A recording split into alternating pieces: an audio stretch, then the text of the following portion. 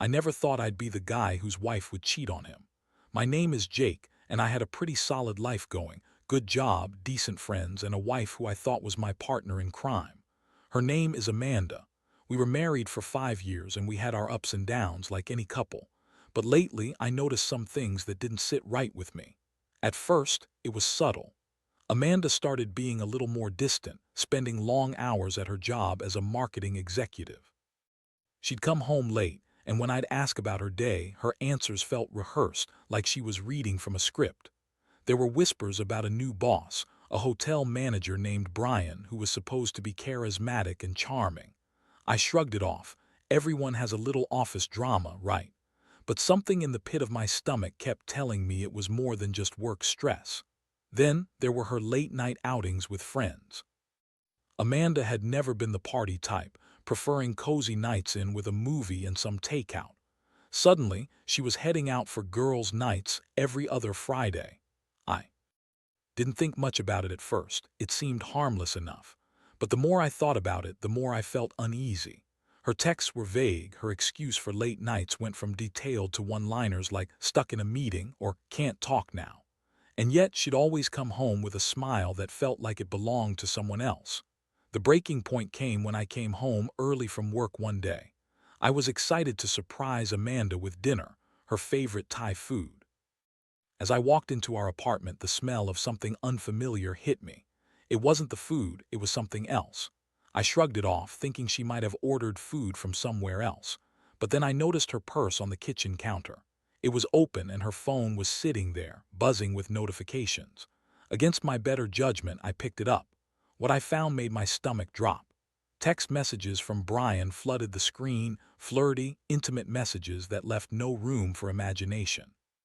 Can't wait to see you tonight. You were incredible last night. And even I wish I could have you here with me, baby. My heart raced and anger surged through my veins. I couldn't believe it. The betrayal was right there in black and white. When Amanda finally walked through the door, I confronted her. I remember the look on her face. It was a mix of shock and disbelief. "What's wrong, Jake?" she asked, her voice dripping with feigned innocence. I simply held up her phone and the color drained from her face. I'll never forget the way she stammered, trying to come up with excuses. "He's just a friend," she blurted, as if that would somehow erase the reality of what was happening. But I wasn't buying it. I felt a cocktail of emotions: anger, hurt, betrayal, and a profound sense of loss. I couldn't believe the woman I loved was capable of this. It felt like a punch to the gut, one that knocked the wind out of me and left me gasping for understanding. The confrontation turned into a storm of accusations, tears, and angry words. Amanda tried to downplay everything, insisting that I didn't understand, that it was a mistake. But I knew better. In that moment, I realized I was facing a fork in the road. One that would define not only our relationship but my own self-worth. I felt the anger boiling inside me, but I also felt this deep sadness. We had built a life together, and now it felt like it was crumbling right before my eyes. I needed to figure out what to do next. Should I try to work things out, or was it time to cut my losses and move on?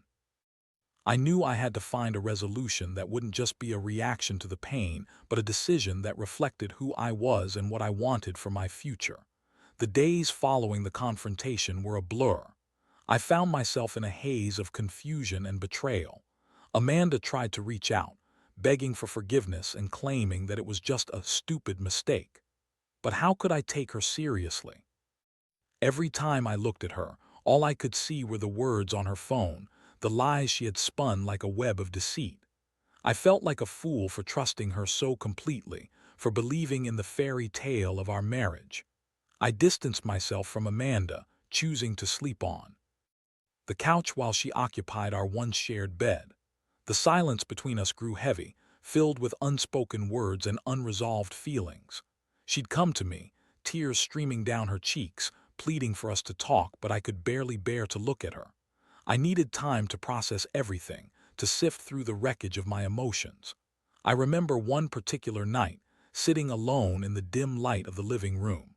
The shadows danced on the walls as I replayed everything in my mind. I thought about our wedding vows, about how we promised to love and cherish each other. And yet here we were, standing on a precipice of our own making. I felt anger, yes, but more than that, I felt a deep, aching sadness. The weight of it all suffocated me. It was during those long, sleepless nights that I began to contemplate my next move. I could stay and try to rebuild our marriage, but was that even worth it? Could I ever look at her the same way again? The thought of Amanda and Brian together, laughing and sharing intimate moments, made my blood boil. I realized I wanted more than just to wallow in pain. I wanted to take charge of my life, to reclaim my dignity and self-respect. I started to think about revenge. It was a dark thought, but I felt justified in my anger. After all, I had been betrayed.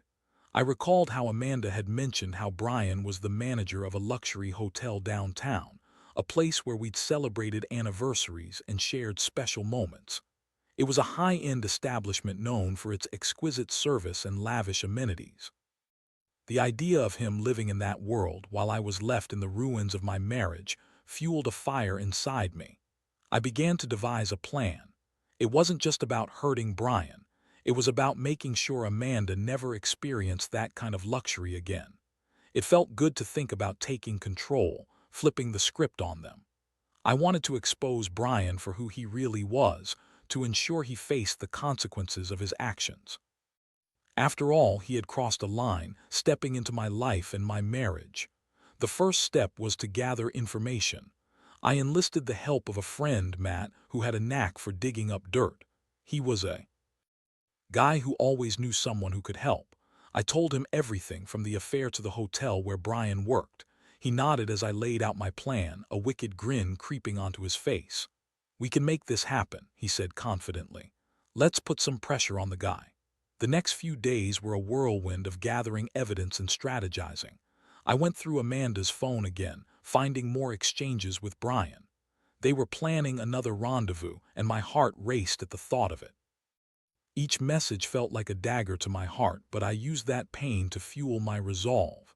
I had to act fast, before she had a chance to cover her tracks or persuade me to forgive her.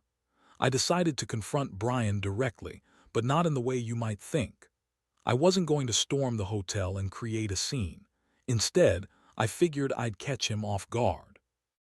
I did a little digging into his work schedule and found out he would be at the hotel bar that Saturday night, a place where he was known to mingle with guests. It was perfect. I'd wait for him there, and I wouldn't be alone. Matt would be my backup. Saturday night came, and I felt a mix of nerves and adrenaline. I dressed casually, but I made sure to look sharp. When Matt and I arrived at the hotel, my heart raced at the sight of the lavish lobby, the crystal chandeliers sparkling above us. I felt out of place, but I pushed that feeling aside. My focus was clear. I was here for revenge.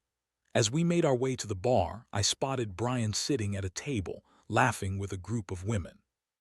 My blood boiled at the sight of him, so carefree, so arrogant. I gestured to Matt, and we approached him together. The plan was simple: catch him off guard, let him know I was onto him, and watch the facade crumble. I could already picture Amanda's reaction when she found out what I was about to do. This wasn't just about hurting Brian. It was about making Amanda confront the reality of her choices. I felt a rush of satisfaction at the thought. I leaned against the bar, holding a drink in my hand, trying to look casual, but my heart was pounding. Matt stood beside me, subtly nodding to show he was ready. I took a deep breath, prepared to confront the man who had stolen my wife's affections. The moment was finally here, and I was about to take the first step toward reclaiming my life. As I stood there, staring at Brian, I felt a storm brewing inside me. This was the man who had inserted himself into my life, the one who had seduced my wife away from me. I could feel the anger bubbling just beneath the surface, waiting to erupt. I glanced over at Matt, who gave me an encouraging nod. It was time. I straightened my shoulders, pushed through the crowd, and approached Brian's table. He was laughing at something one of the women had said, but the laughter faded the moment he spotted me. Confusion flickered across his face, quickly replaced by a cocky smirk. "Hey there, buddy," he greeted me, his tone casual as if we were friends. "What's up?" "Brian, right?" I said, trying to keep my voice steady. "Mind if I join you for a moment?" "Sure, man, have a seat."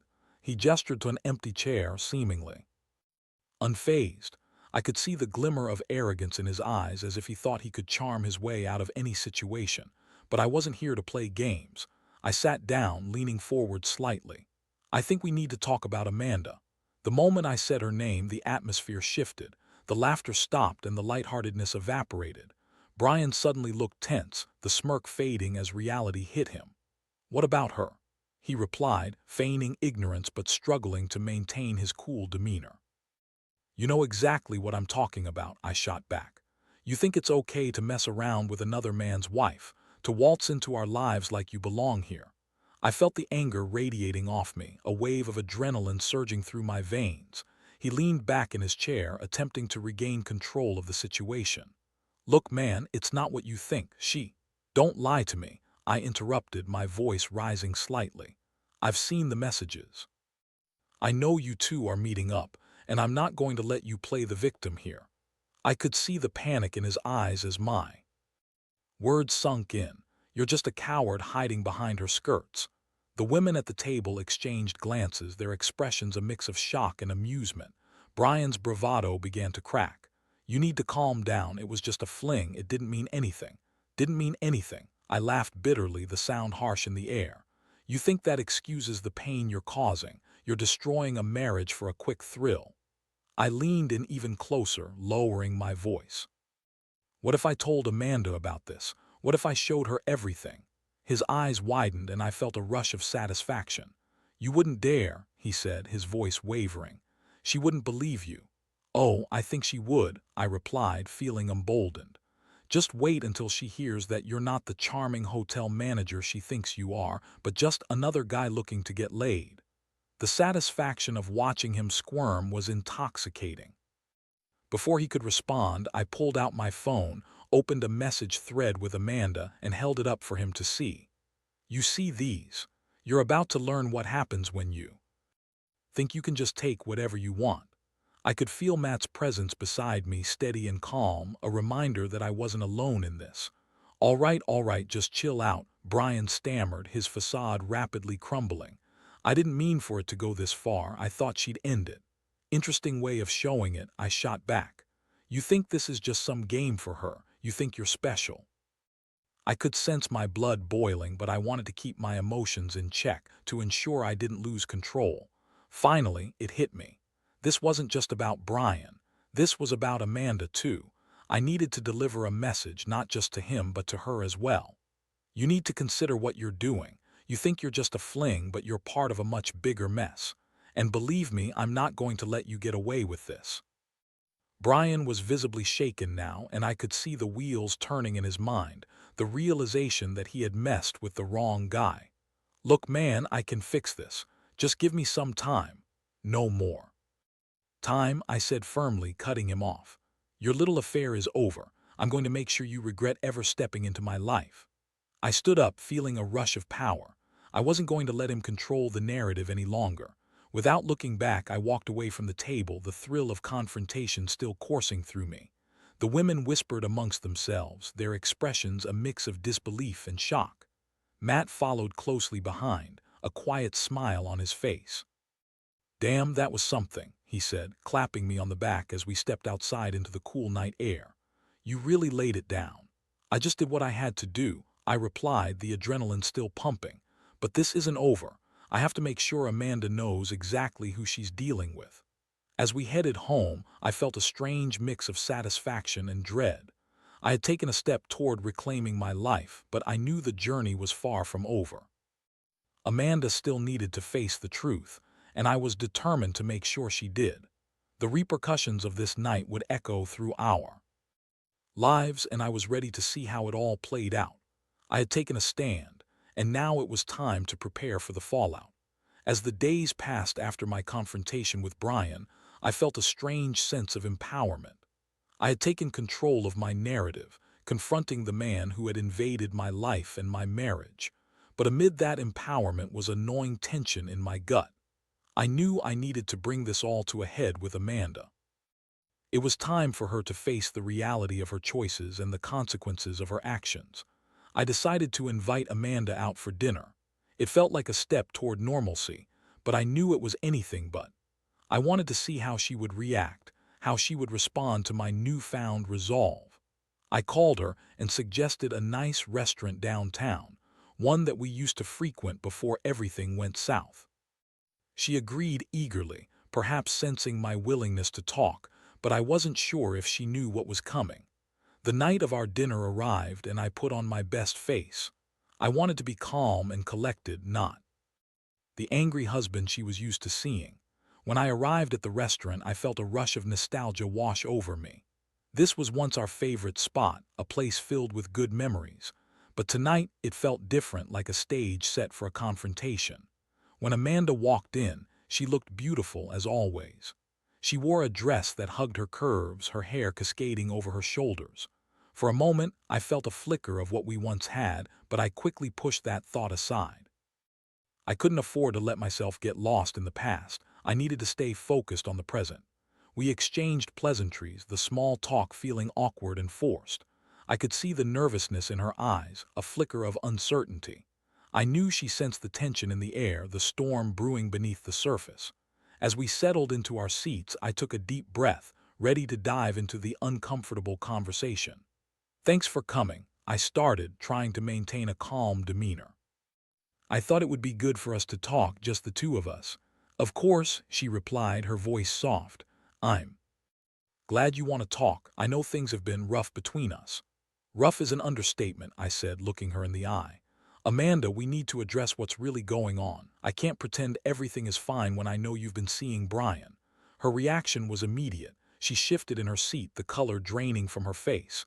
"Jake, just let me talk," I interrupted, feeling my heart race. "I confronted him the other night. I know about the messages, the late nights, and the lies." I watched her face closely, searching for any sign of remorse or guilt. "I'm so sorry," she said, her voice shaking. "I made a terrible mistake. It was just a fling. It didn't mean anything to me." "That's exactly the problem, Amanda," I replied, my voice steady but filled with hurt. "It did mean something. You chose him over our marriage. You chose to betray me." I could see her struggling to process my words, the reality of her actions crashing down around her. "I was feeling lost," she admitted, a tear escaping down her cheek. "I thought I needed something different. I didn't want to hurt you, but I didn't know how to fix what was broken." I leaned back in my chair, trying to digest her words. "You didn't think about the consequences of your actions, about how this would affect us. You have no idea how much pain you've caused." The hurt surged through me, raw and unfiltered, but I had to keep my composure. I needed to show her that I was stronger than I had been. "I know, and I hate myself for what I did. I should have talked to you. I should have been honest." Her words came out in a rush, desperation lacing her voice. "I love you, Jake. I want to work on this. Please, let's fix our marriage." The weight of her plea hung heavy in the air. Part of me wanted to believe her, to grasp at the remnants of our relationship, but another part of me screamed to protect myself. "You say you love me, but how can I trust you again? You've shattered that trust, and it's not something that can just be repaired with words." "I'll do whatever it takes," she insisted, her eyes pleading. "I'll go to therapy. I'll cut him out of my life completely. I just need a chance to make it right." The desperation in her voice tugged at my heartstrings, but I felt a rush of anger follow. "A chance? You had your chance, Amanda. You had me and you threw it away for a fling." The bitterness in my words stung, but I didn't care. It was the truth. "Please, Jake, I'm begging you," she continued, tears streaming down her cheeks. "I can't lose you. I made a mistake, and I'll never forgive myself if you walk away." I let the silence hang between us, weighing the possibilities as I stared into her eyes. I felt the urge to comfort her, to hold her, but I knew I couldn't. Not now, not after everything. "You need to understand how serious this is. I'm not saying I don't love you anymore, but I can't just forget what you did. It's going to take time, if it's even possible at all."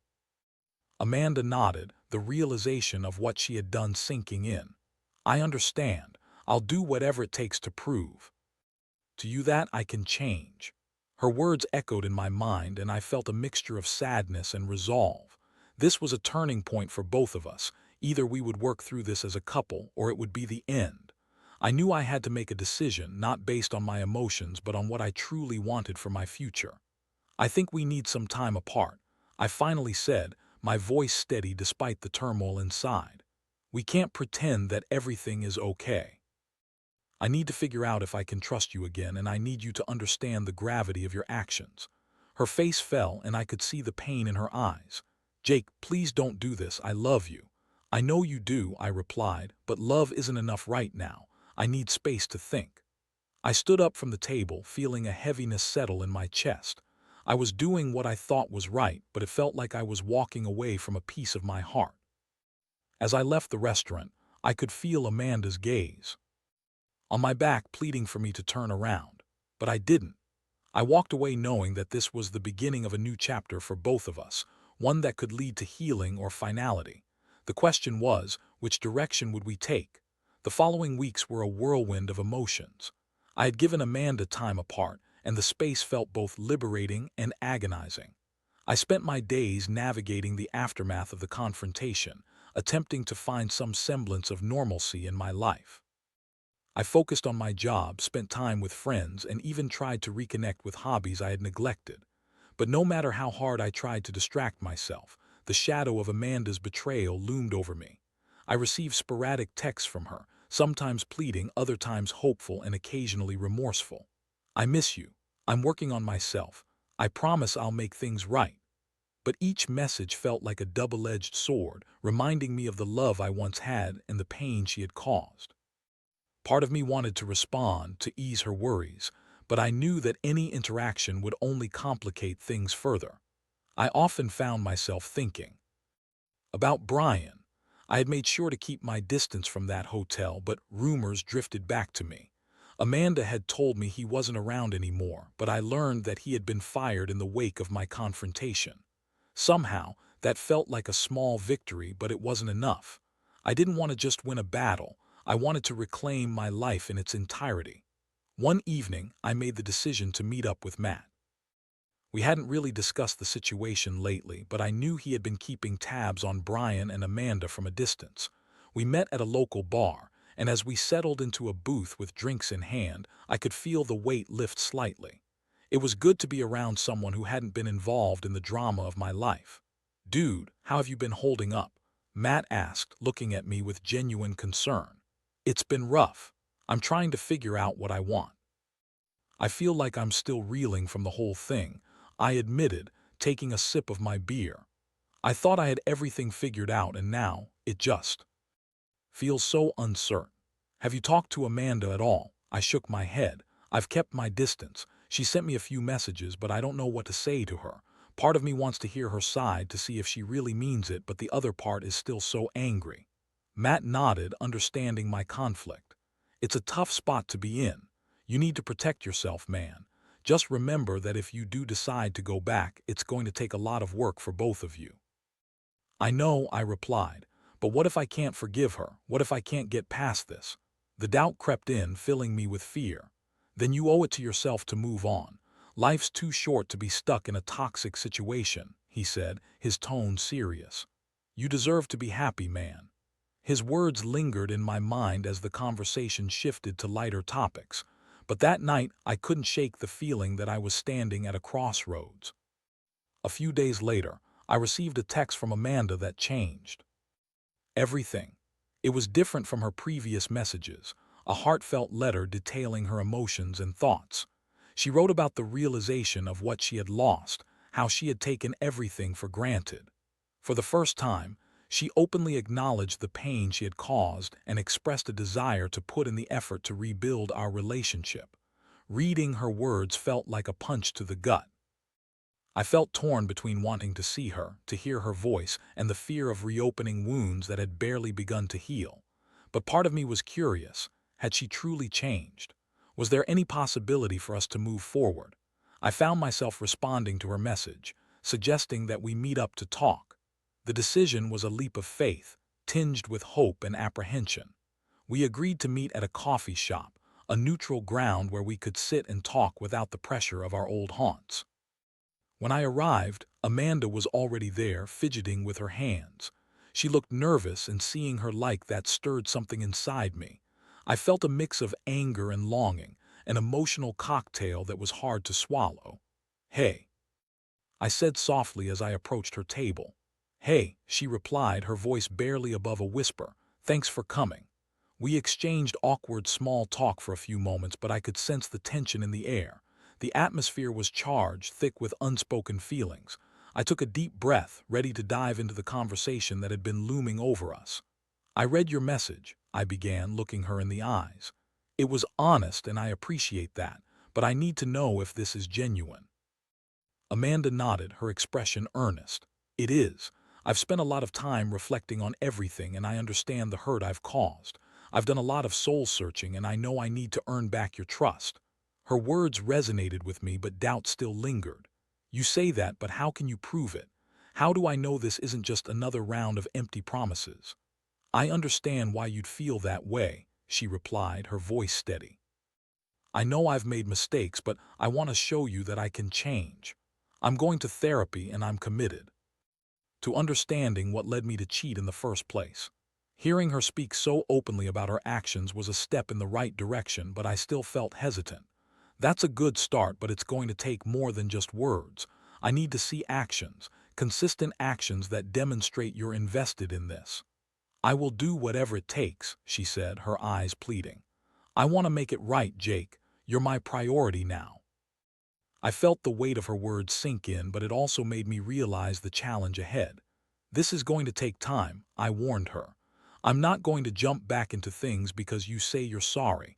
It's going to require real effort from both of us."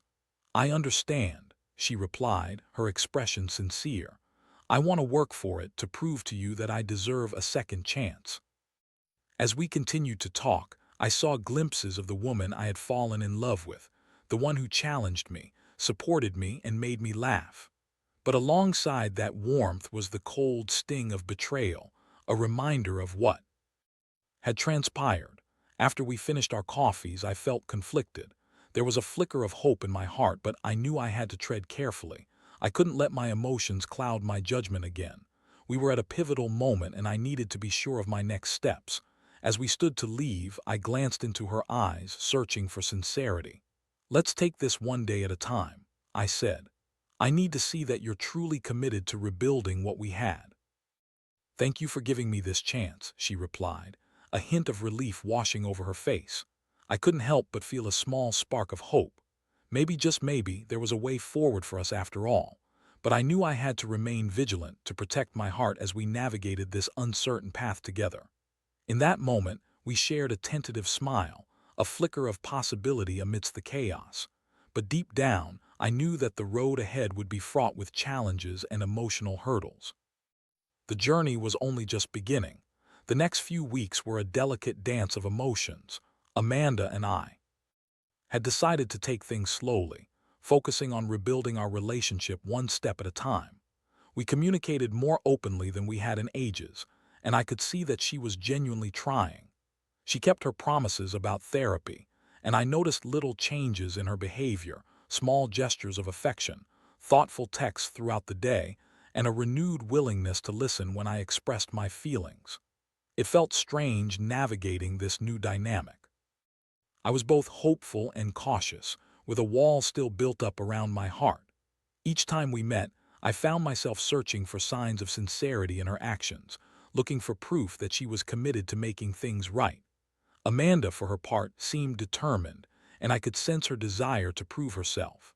One evening, we decided to have dinner at home, just a simple meal, a far cry from the lavish dinners we used to enjoy at high-end restaurants.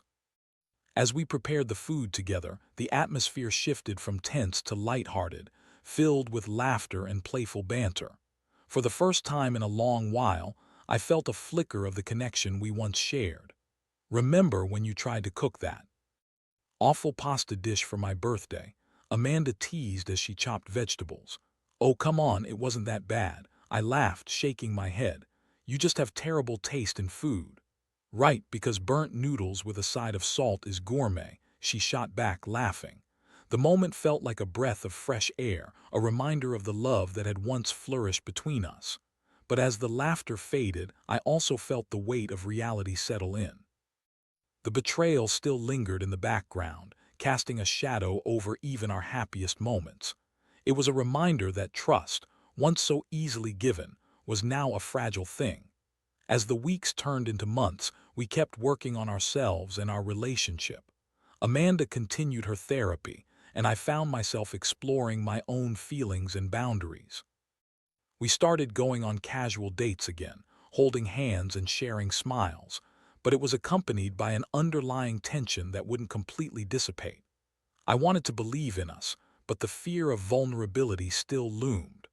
One Friday night, Amanda invited me to join her at a small gathering with some friends, an opportunity for us to socialize in a relaxed environment. I hesitated at first, still apprehensive about being around her friends, many of whom knew about the affair. But I ultimately decided to go, wanting to support her and show that I was moving forward. The atmosphere at the gathering was welcoming, filled with laughter and conversation. I could see Amanda in her element, laughing and engaging with her friends, and a part of me felt proud of how far we had come together. But as the night wore on, I found myself at odds with an unexpected wave of insecurity. I couldn't shake the images of her with Brian, the memories of betrayal creeping back into my mind. As we mingled, I caught snippets of conversations about relationships, trust, and commitment. It struck me how easily people could overlook the darker aspects of love. I felt a longing for that naive belief in love's perfection, the illusion that everything would be okay simply because love existed. But we weren't in that place anymore. Later that evening, as I stood outside on the balcony, Amanda joined me, sensing my unease. "Are you okay?" she asked, her voice soft. "Yeah, just thinking," I replied, trying to mask my turmoil. "About us?" she ventured, stepping closer. I nodded, feeling a mix of vulnerability and frustration. "I just want to believe that we can get back to where we were, but sometimes I feel like I'm holding back." Amanda reached out, taking my hand in hers. "I understand. I know it's not easy, and I don't expect it to happen overnight. Just know that I'm committed to rebuilding our trust no matter how long it takes." Her words rang with sincerity, but I also felt the weight of uncertainty.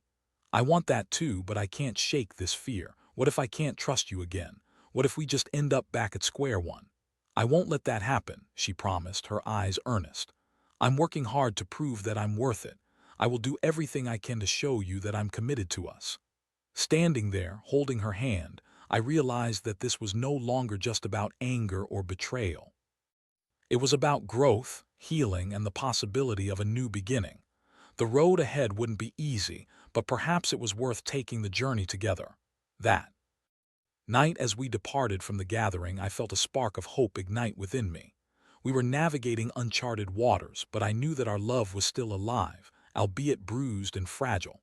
It would take time, patience, and a lot of hard work, but maybe, just maybe, we could find our way back to each other. In the end, I learned that love isn't always perfect. It's messy, complicated, and sometimes painful, but it can also be redemptive and transformative.